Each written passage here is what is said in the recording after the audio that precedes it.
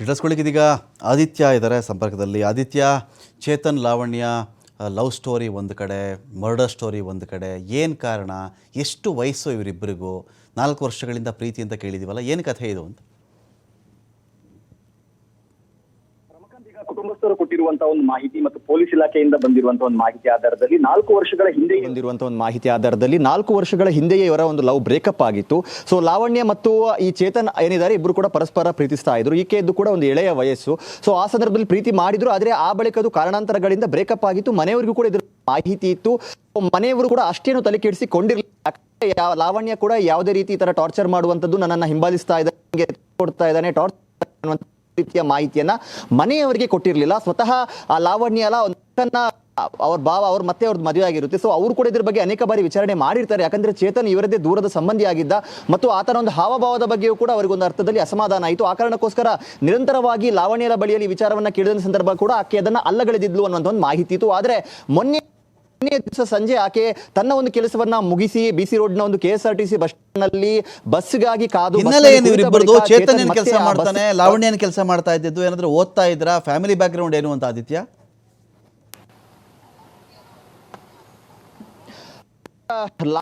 Nurse ಆಗಿ ಕೆಲಸ ಮಾಡ್ತಾ ಇದ್ರು ಅನ್ನುವಂಥ ರೀತಿಯ ಒಂದು ಮಾಹಿತಿ ಇದೆ. ಇದರ ಜೊತೆಗೆ ಈ ಚೇತನ್ನ ಒಂದು ಸೇಲ್ಸ್ ರೆಪ್ರೆಸೆಂಟೇಟಿವ್ ಆಗಿ, ಅಂದ್ರೆ ಒಂದು ವೆಹಿಕಲ್ ಶೋರೂಮ್ ನಲ್ಲಿ ಆತ ಕಳೆದ ಕೆಲವು ತಿಂಗಳ ಹಿಂದೆ ಆತ ಸೇಲ್ಸ್ ರೆಪ್ರೆಸೆಂಟೇಟಿವ್ ಆಗಿ ಕೆಲಸ ಮಾಡ್ತಾ ಇದ್ದ ಗುರು ಆ್ಯಂಡ್ ಕೇರಲ್ಲಿ. ಆ ಬಳಿಕ ಆತ ಮಂಗಳೂರಿಗೆ ಕೆಲಸದ ನಿಮಿತ್ತ ಶಿಫ್ಟ್ ಆಗಿದ್ದ ಅನ್ನುವಂಥ ಒಂದು ಮಾಹಿತಿ ಇದೆ. ಸೊ ಇದಾದ ಬಳಿಕ ಅಂದ್ರೆ ನಿನ್ನೆ ಕೂಡ ಆತ ತನ್ನ ಸಹೋದ್ಯೋಗಿಯ ಒಂದು ಕಾರನ್ನ ತೆಗೆದುಕೊಂಡು ಹೋಗಿದ್ದಾನೆ ಮರ್ಡರ್ ಮಾಡೋದಕ್ಕೆ ಅನ್ನುವಂಥ ರೀತಿಯ ಮಾಹಿತಿ ಇದೆ. ಸೊ ಮಂಗಳೂರಿನಿಂದ ಆತ BC ರೋಡ್ಗೆ KSRTC ಬಸ್ ಸ್ಟ್ಯಾಂಡ್ಗೆ ಹೋಗಿದ್ದಾನೆ. ಅಲ್ಲಿ ಬಸ್ಸಿಗೆ ಹೋಗಿ ಮಾತನಾಡುವಂತ ಪ್ರಯತ್ನ ಮಾಡಿದ್ದಾನೆ. ಆ ಸಂದರ್ಭ ಲಾವಣ್ಯ ಇದ್ದವಳು ಏಕಾಏಕಿ ತನ್ನ ಭಾವನಿಗೆ ಕರೆ ಮಾಡಿ ಈತ ನನ್ನ ಹಿಂದೆ ಬಿದ್ದಿದ್ದಾನೆ ಅನ್ನುವಂಥದ್ದನ್ನ ಹೇಳಿದಾಳೆ. ಆಗ ಲಾವಣ್ಯಲ ಭಾವ ಆತನಿಗೆ ಫೋನ್ ಕೊಡು ಅನ್ನುವಂಥದ್ದನ್ನ ಕೂಡ ಹೇಳಿದ್ದಾರೆ. ಆದ್ರೆ ಈ ಸಂದರ್ಭ ಚೇತನ್ ಅಲ್ಲಿಂದ ಎಸ್ಕೇಪ್ ಆಗಿದ್ದಾನೆ. ಆ ಬಳಿಕ ಆತ ಮತ್ತೆ ಬರುವಾಗ ತಲ್ವಾರ್ ಹಿಡ್ಕೊಂಡ್ ಬಂದು ದಾಳಿ ಮಾಡೋದು ಶುರು ಮಾಡಿದ್ದಾನೆ. ಈ ಸಂದರ್ಭದಲ್ಲೂ ಕೂಡ ಆಕೆ ತನ್ನ ಭಾವನ ಒಂದಿಗೆ ಅಂಗಲಾಚಿದ್ದಾಳೆ, ನನ್ನನ್ನು ಹೇಗಾದರೂ ಅಂತ.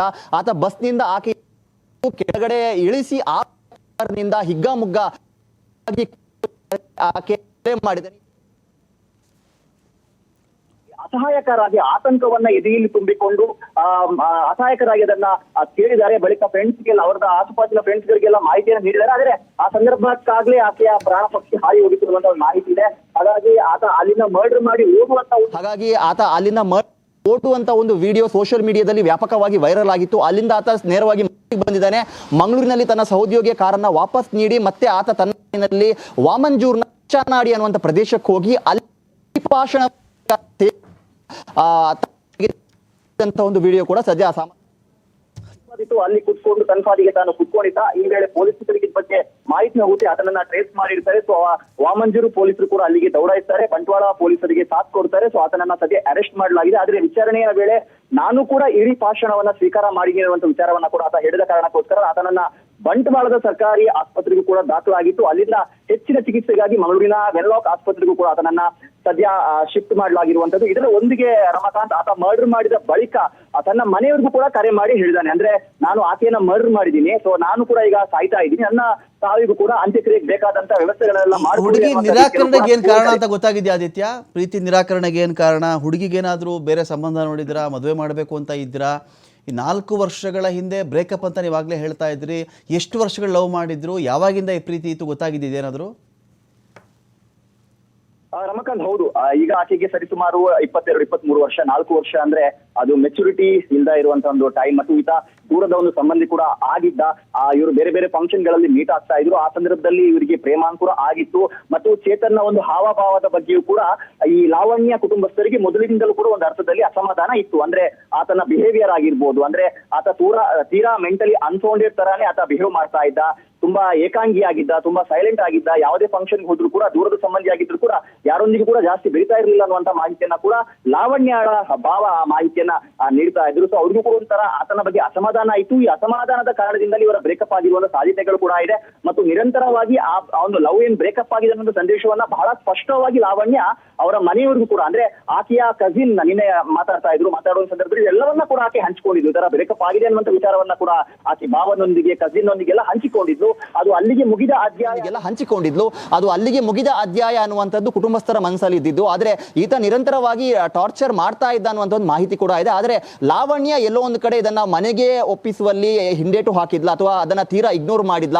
ಸೊ ಆ ಇಗ್ನೋರೆನ್ಸ್ ಇಂದಲೇ ಈ ತರ ಒಂದು ಅಚಾತುರ್ಯ ಸಂಭವಿಸೋಯ್ತಾ, ಆಕೆಯ ಜೀವನ ಎಂಡ್ ಆಗುವಂತ ಒಂದು ಪರಿಸ್ಥಿತಿ ಸದ್ಯ ನಿರ್ಮಾಣ ಆಯ್ತಾ ಅನ್ನುವಂಥ ಅನೇಕ ರೀತಿಯ ಪ್ರಶ್ನೆಗಳು ಇದೆ. ಸೊ ಕುಟುಂಬಸ್ಥರ ಹತ್ರ ಈ ಬಗ್ಗೆ ಮಾಹಿತಿ ಕೇಳಿದ ಸಂದರ್ಭದಲ್ಲೂ ಕೂಡ ನಮಗೆ 4 ವರ್ಷದ ಹಿಂದಿನ ಲವ್ ಗೊತ್ತು, ಅದು ಬ್ರೇಕಪ್ ಆಗಿರುವಂತದ್ದು ಗೊತ್ತು. ಆದ್ರೆ ಆ ಬಳಿಕ ಆದಂತಹ ಯಾವುದೇ ರೀತಿಯ ಬೆಳವಣಿಗೆಗಳ ಬಗ್ಗೆ ಆಕೆ ನಮ್ಮ ಹತ್ರ ಮಾತನಾಡ್ಕೊಳ್ತಾ ಇರಲಿಲ್ಲ. ಈ ಪ್ರಾಬ್ಲಮ್ ಸಾಲ್ವ್ ಆಗಿದೆ ಅಂತ ಆಕೆ ಹೇಳ್ಕೊಂಡ್ ಬರ್ತಾ ಇದ್ಲು ಅನ್ನುವಂಥ ರೀತಿಯಲ್ಲೂ ಕೂಡ ಅವರು ಸದ್ಯ ಮಾಹಿತಿಯನ್ನು ನೀಡಿರುವಂಥದ್ದು. ಹಾಗಾಗಿ ಪೊಲೀಸರು ಈಗ ಆತನನ್ನ ಆಸ್ಪತ್ರೆಗೆ ಅಡ್ಮಿಟ್ ಮಾಡಿದ್ದಾರೆ. ಆತನಿಗೂ ಕೂಡ ಚಿಕಿತ್ಸೆಯನ್ನು ನೀಡುವಂತ ಒಂದು ಪ್ರಯತ್ನ ನಡೀತಾ ಇದೆ. ಆ ಬಳಿಕ ಇದಕ್ಕೆ ಯಾವ ಕಾರಣದಿಂದಾಗಿ ಆತ ಅಷ್ಟು ಫ್ರಸ್ಟ್ರೇಟೆಡ್ ಆಗಿ ಈಕೆಯ ಮೇಲೆ ಈ ರೀತಿಯ ಒಂದು ರಾಕ್ಷಸಿ ಕ್ರೌರ್ಯವನ್ನ ಎಸಗಿದ ಅನ್ನುವಂಥ ರೀತಿಯ ಮಾಹಿತಿಗಳು ಇನ್ನಷ್ಟೇ ಹೊರಬರಬೇಕಾಗಿದೆ. Ramakanth, thank you Aditya.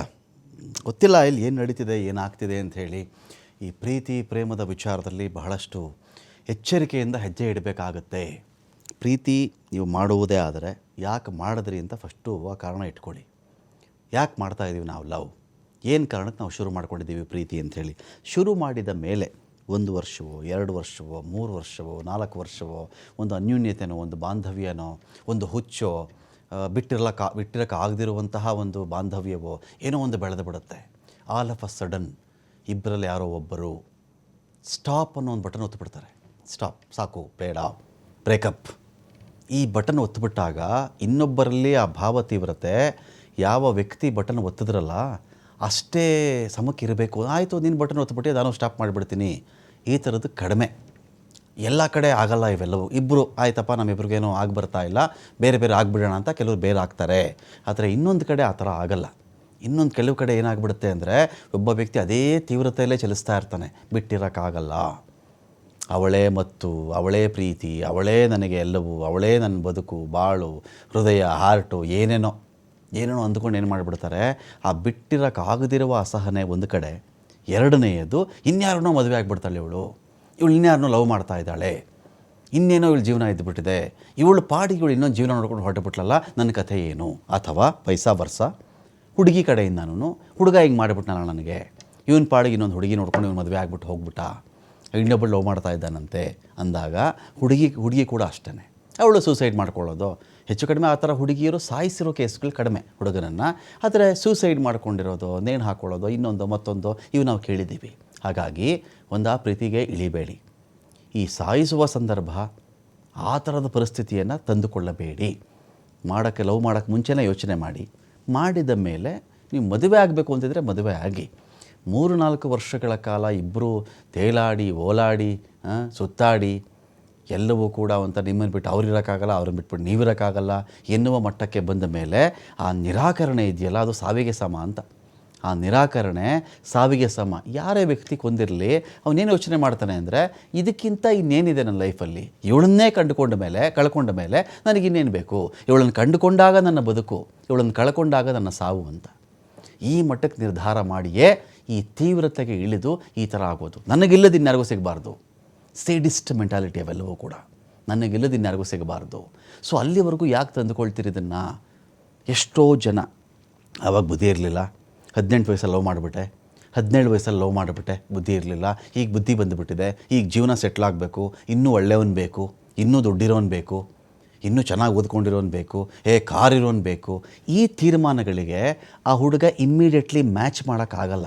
ನಾನು ಈ ಕೇಸ್ ಅಂತ ಹೇಳ್ತಿಲ್ಲ, ಬೇರೆ ಕೇಸ್ ಬಗ್ಗೆನೂ ಹೇಳ್ತಾ ಇದ್ದೀನಿ. ನಾನು ಇಮ್ಮಿಡಿಯೇಟಾಗಿ ಮ್ಯಾಚ್ ಆಗೋಕ್ಕಾಗಲ್ಲ. ದುಡಿತಾ ಇದ್ದೀನಿ, ನಾನು ಸ್ವಲ್ಪ ಟೈಮ್ ಕೊಡು, ತೊಗೊಳ್ತೀನಿ, 1-2 ವರ್ಷ ದುಡಿತೀನಿ, ಬೇರೆ ಕೇಸು, ನಾನು ಬೇರೆ ಒಂದಷ್ಟು ಕೆಲಸಗಳಿಗೆ ನಾನು ಜಾಯ್ನ್ ಆಗ್ತಾ ಇದ್ದೀನಿ, ಇವೆಲ್ಲ ಇದ್ದೇ ಇರುತ್ತೆ. ಸೊ ಇಂಥ ವಿಚಾರಗಳಲ್ಲಿ ಸಾಧ್ಯವಾದರೆ ಒಂದಷ್ಟು ಕೌನ್ಸಿಲಿಂಗ್ಗೆ ಟ್ರೈ ಮಾಡಿ. ಈ ಥರದ್ದು ಏನೋ ಆಗ್ತಿದೆ ನಮ್ಮ ತಲೆಯಲ್ಲಿ, ಈ ಥರದ್ದು ಓಡ್ತಾ ಇದೆ, ಸೈಕ್ಯಾಟ್ರಿಸ್ಟ್ಗಳನ್ನು ಕಾಂಟ್ಯಾಕ್ಟ್ ಮಾಡಿ. ಈ ಕೊಲೆಗಳನ್ನು ತಪ್ಪಿಸಿ. ಇಬ್ಬರದು ಅಮೂಲ್ಯ ಜೀವಗಳು, ಅಮೂಲ್ಯ ಜೀವನಗಳಲ್ವೇ. ಅವ್ರ ತಂದೆ ತಾಯಿಗೂ ಮಗಳು, ಇವ್ರ ತಂದೆ ತಾಯಿಗೂ ಮಗ, ಇಬ್ಬರೂ ಪ್ರಾಯದವರೇ. ಮಿನಿಮಮ್ ಇವರಿಬ್ಬರ ಜೀವನದಲ್ಲಿ ಇನ್ನೊಂದು 50 ವರ್ಷಗಳ ಅದ್ಭುತ ಜೀವನ ಇರಲಿಲ್ವೇ? 40 ವರ್ಷದ ಜೀವನ ಇರಲಿಲ್ವ ಇಬ್ಬರಿಗೂ? ಇತ್ತು. ಹೀಗೆ ಹದಿಹರೆಯ ಗೊತ್ತಿರಲಿಲ್ಲ, ಪ್ರೀತಿಲಿ ಯಾಕೆ ಬಿದ್ಯಮ್ಮ, ಯಾಕೆ ಬೇಡ ಅಂದೆ ನೀನು, ಯಾಕೆ ಒಂದು ಅಷ್ಟು ವರ್ಷಗಳ ಕಾಲ ಓಡಾಡಿದೆ, ಅವನಿಗೆ ಆಘಾತ ಯಾಕೆ ಕೊಟ್ಟೆ ಅಂತ ಪ್ರಶ್ನೆ.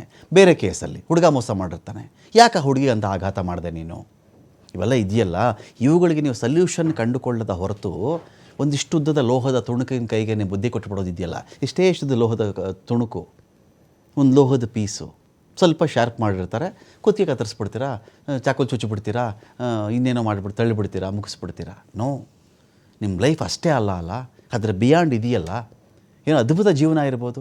ಎಷ್ಟೋ ಜನ ನಾವೇ ಮಾತಾಡ್ಸಿದ್ದೀವಿ, ಅಯ್ಯೋ ಆ ಪ್ರೀತಿ ಹೋಗಿದ್ದೆ ಒಳ್ಳೇದಾಯಿತು ಅಂತ ಹೇಳೋರು ಎಷ್ಟೋ ಜನ ಇದ್ದಾರೆ. ಒಳ್ಳೆ ಲೈಫ್ ಇದೆ, ಯಾರನ್ನೋ ಮದುವೆ ಆಗಿದ್ದೀನಿ ನಾನು, ಈಗ ನನ್ನ ಜೀವನ ಚೆನ್ನಾಗಿದೆ, ಅಲ್ಲಿ ಬಿಟ್ಟಿದ್ದೆ. ಇಲ್ವಾ, ಲೈಫ್ ಎಲ್ರಿಗೂ ಇದೆ, ಎಲ್ರಿಗೂ ಒಂದು ಅವಕಾಶ ಕೊಡ್ತೀರಿ. ಮೌಕ ಸಬ್ಕೋ ದೇತಾ ಹೈ, ಮೌಕ ಸಬ್ಕೋ ಮಿಲ್ತಾ ಹೈ, ಎಲ್ರಿಗೂ ಅವಕಾಶ ಸಿಗುತ್ತೆ. ವೆಯ್ಟ್ ಮಾಡಿ ದುಡುಕಬೇಡಿ ಅಂತ ಹೇಳ್ಬೋದು ಅಷ್ಟೇ.